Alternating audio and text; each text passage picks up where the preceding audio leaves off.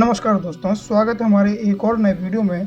और आज के इस वीडियो में हम बात करेंगे एक नए टॉपिक के बारे में। तो चैनल पर यदि आप नए हैं तो चैनल को सब्सक्राइब अवश्य कर लें, और यदि आपको वीडियो अच्छा लगे तो इसे लाइक और शेयर भी करें। साथ ही यदि कोई डाउट हो तो कमेंट अवश्य कीजिए, वरना जय श्री राम का नारा तो लगा ही दीजिए।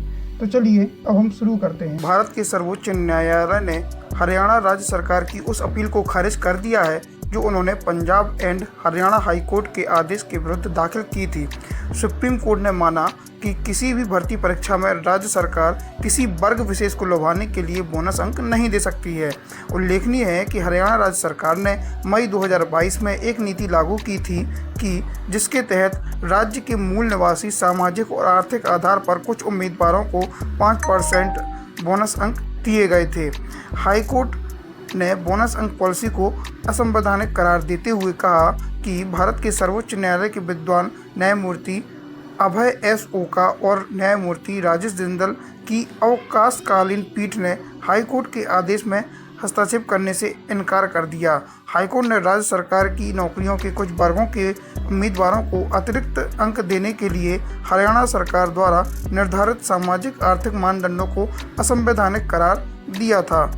सुप्रीम कोर्ट की पीठ ने कहा कि पंजाब और हरियाणा हाई कोर्ट के संबंधित निर्णय पर गौर करने के बाद हमें इसमें कोई त्रुटि नजर नहीं आई। विशेष अनुमति याचिकाएं खारिज की जाती हैं। सुनवाई शुरू होते ही सुप्रीम कोर्ट ने मामले पर विचार करने की अनिच्छा व्यक्त की और कहा अपने प्रदर्शन के आधार पर एक मेधावी उम्मीदवार को 60 अंक मिलते हैं, किसी और को भी 60 अंक मिलते हैं, लेकिन केवल 5 कृपांक के कारण उसके अंक बढ़ गए हैं। ये सभी लोक लुभावन उपाय हैं। किसी को 5 अंक अतिरिक्त मिलने के कदम का आप किस तरह बचाव कर सकते हैं। नीति को उचित ठहराते हुए अटॉर्नी जनरल आर वेंकट रमणी ने कहा कि हरियाणा सरकार ने उन लोगों को अवसर देने के लिए कृपांक नीति शुरू की है जो सरकारी नौकरियों से वंचित थे। वेंकट रमणी ने लिखित परीक्षा फिर से आयोजित करने के हाईकोर्ट के निर्देश का जिक्र करते हुए कहा कि सामाजिक आर्थिक मानदंडों का क्रियान्वयन लिखित परीक्षा लिए जाने के बाद हुआ था, न कि सामान्य पात्रता परीक्षा के बाद। पंजाब और हरियाणा हाईकोर्ट ने दिनांक 31 मई को हरियाणा राज्य की बोनस अंक पॉलिसी को निरस्त कर दिया था।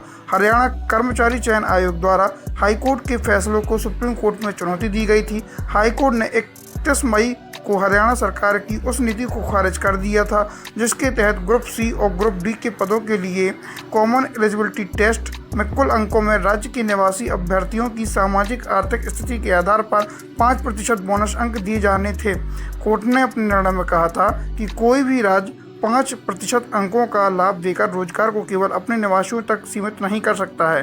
कोर्ट ने कहा था कि प्रतिवादी ने पद के लिए आवेदन करने वाले समान स्थिति वाले अभ्यर्थियों के लिए एक कृत्रिम वर्गीकरण किया है। राज्य सरकार की नीति मई 2022 में लागू की गई और इसने 63 समूहों में 401 श्रेणियों की नौकरियों को प्रभावित किया जिनके लिए सीईटी आयोजित की गई थी। हाईकोर्ट ने 10 जनवरी 2022 को घोषित सीईटी परिणामों और 25 जुलाई 2023 के बाद के परिणामों को भी रद्द कर दिया और निर्देश दिया है कि उम्मीदवारों के सीईटी अंकों के आधार पर पूरी तरह से एक नई मेधा सूची तैयार की जाए। तो दोस्तों, ये था आज का जानकारी भरा वीडियो। आशा है वीडियो आपको अच्छा लगा होगा। धन्यवाद।